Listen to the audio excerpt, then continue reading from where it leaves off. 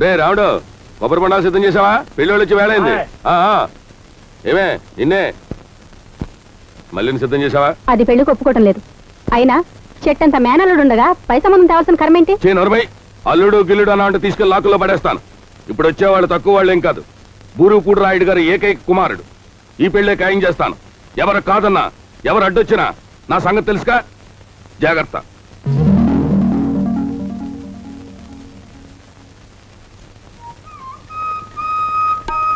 అమ్మగారు అమ్మగారు, మల్లెమ్మ చూడటానికి పెళ్ళోళ్ళు వెళ్తున్నారండి. ఏంటి? అవునమ్మ గారు, మనం మళ్ళీ చూడటానికి పెళ్ళోళ్ళు వెళ్తున్నారా? ఎవరాదే? నా ఇంటి ముందు నుంచి ఎడుతూ నన్ను పలకరించకుండా పెళ్లి చూపులు కడుతున్నారా? ఆగండి. ఓహోహో, దిమాకెక్కినోడు దిక్కులు చూస్తే పలాకెక్కినోడు పక్కలు చూశాడంట. ఎక్కడికి పోతున్నారు? సంటి అబ్బాయి గారు ఇంటికండి, వాళ్ళ అమ్మాయిని చూడడానికి. అమ్మాయిని చూడటానికి పోతున్నారా? ఎవడు పెళ్లి కొడుకు? ఈడేనండి మా అబ్బాయి. ఎట్టా? ఎంతమంది కొడుకులు నీకు? ఈడొక్కడేనండి. 7 పోయాక ఈడు మిగిలేనండి. ఏమండి? ఏం లేదు, పూర్వకాలంలో కొడుకులు ఎక్కువ మంది ఉన్నవాళ్ళు కడగొట్టు వాడిని యుద్ధానికి పంపించేవాళ్ళట. పాపం, నీకు వీడొక్కడే మిగిలాడే. వీడిని యుద్ధానికి తీసుకెళ్తున్నావే అని బాధపడుతున్నాను రా నేను. ఏంటి నాన్న పెళ్లి చూపులు కానీ యుద్ధానికి తీసుకెళ్తున్నావు? అనుకోరా, యుద్ధానికి ఏంటండి, పెళ్లి చూపులకు వెళ్తున్నాం. మళ్ళీ చేసుకోబోయేవాడు నా మనవడ్రా. అరుగు మీద చూసావా కత్తి? కత్తి ఎందుకండి? నరికి పోగులెట్టడానికి. నా పెళ్లికి ముందు ఒకసారి శానా మందిని నరికింది ఆ కత్తి. ఎంతమందిని రా ఎల్లయ్యా? 23 ఒకే ఏటికి నరికిందమ్మా. రెండో ఏటికి మంది సాలగా 10 మందే పట్టారండి. అంత కదుంది ఆ కత్తికి. అన్నట్టు మొత్తం మీరు ఎంతమంది ఉన్నారా? 8 అదే చాలరు. నా మనోడిదంతా తాత పోలిక. వాడు వచ్చాడంటే కత్తి తీసుకుని బయలుదేరతాడు. ఆ తర్వాత మీ కర్మ. నేను చెప్పాల్సింది చెప్పాను. నాన్న నాకు ఎడం కన్నా అదురుతుంది నాన్న, కుడి కన్నా అదిరి నాకు వద్దాం నాన్న. అలాగే బాబు. ఏమండి ఏమిటి వెళ్ళిపోతున్నారు? చేయలేదు, మా వాడికి ఎడంకన్నా అదురుతోందట, కుడికన్నా అదిరి నాకు వద్దామని.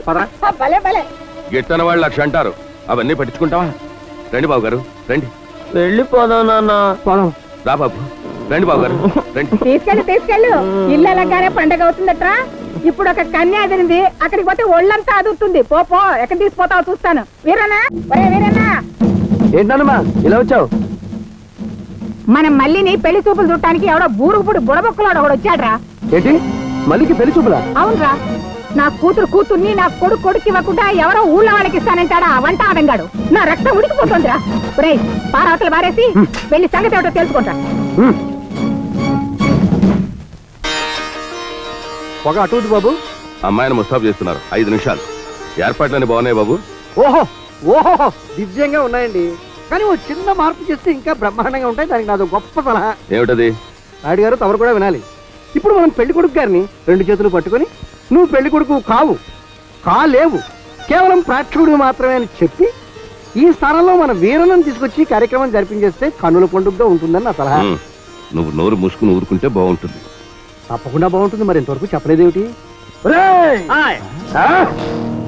నూరురా, బాగా నూరు.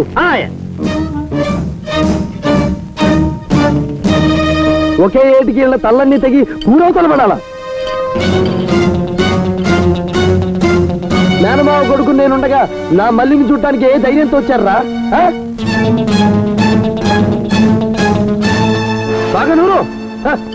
చావడానికే వచ్చారేమో. వీళ్ళ నూకలి ఊళ్ళో తీరేట్టు వీళ్ళ నెత్తిని రాసుంటే వచ్చారేమో. నెత్తురు ఏర్లై పారక ముందే ఎక్కడోళ్ళు అక్కడికి వెళ్ళిపోయారా? సరే లేదా ఈ కత్తికి బలైపోతారు. ఇదిగో ఒకే నిమిషం టైం ఇస్తున్నాను. ఎక్కడోళ్ళు అక్కడికి వెళ్ళిపోయారా? సరే లేదా ముక్కలుగా నరికేస్తాను. చూడండి చంద్రబాబు గారు, మేము పెద్ద మనుషులుగా వచ్చాం. మా ప్రాణాలు కాపాడడం మీ బాధ్యత. కంటబ్బాయి గారు, పిల్లనాదని కత్తెట్టుకుని ఇంటి ముందు నిలబడ్డాడే మగాడు మొగుడునండి. అవునండి. ఇలాంటి వాడిని పెళ్లి చేసుకుంటే పెళ్ళేం సుఖపడుతుంది చెప్పండి. కనుక పట్టుదలకి పోకుండా మీరు స్వయంగా వెళ్ళి అబ్బాయి 2 చేతులు పట్టుకుని నీ 2 కాళ్ళు కడిగి కన్యాదానం చేస్తాను, నిశ్చితార్థం చేసుకోవాలని అడగడం సబబు న్యాయం. అవునండి. ఇంకా ఆలోచించక వెళ్ళండి. వెళ్ళండి. అరే వెళ్ళమంటూ ఉంటే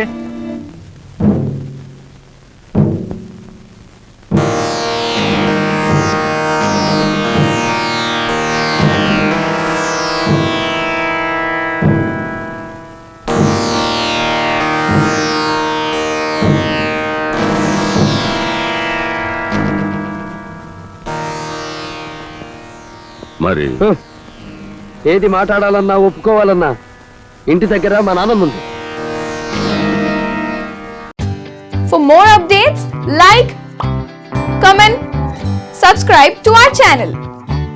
Hey darlings, గంటని click చేయడం మర్చిపోకండి.